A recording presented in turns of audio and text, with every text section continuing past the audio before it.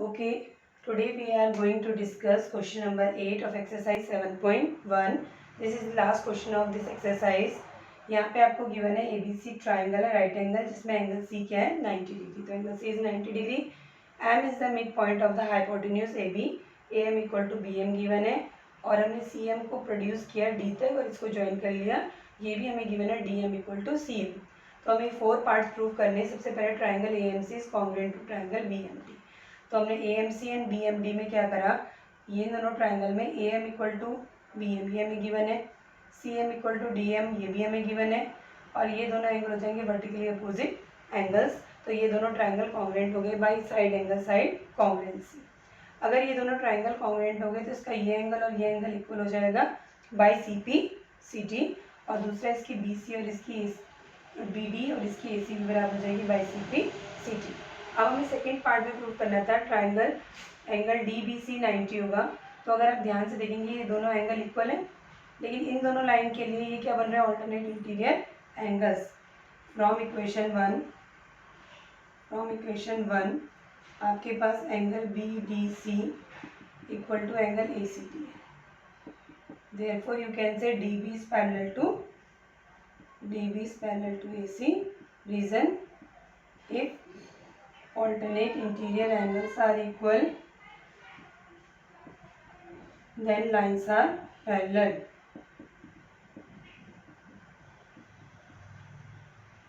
ठीक है, अब ये पैरेलल हो गया तो हम कह सकते हैं कि ये दोनों पैरेलल लाइन है, ट्रांसवर्सल है. तो ये दोनों बनाएंगे क्या बनाएंगे B और C को इंटीरियर एंगल्स. तो हम कह सकते हैं angle B plus angle C is equal to 180 degree co-interior angles.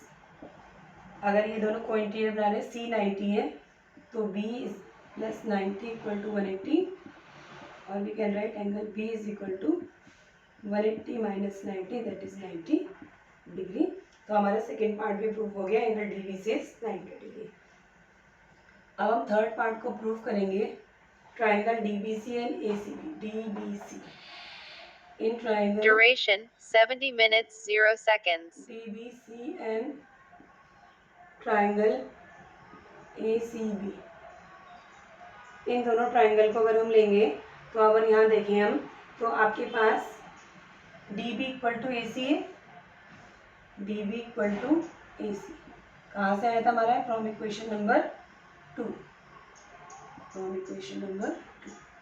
इसमें एंगल B 90 इसमें एंगल C 90 है. Angle B equal to angle C 90 degree. ठीक है, proved in second part. Okay, और तीसरा BC is common. BC equal to BC common.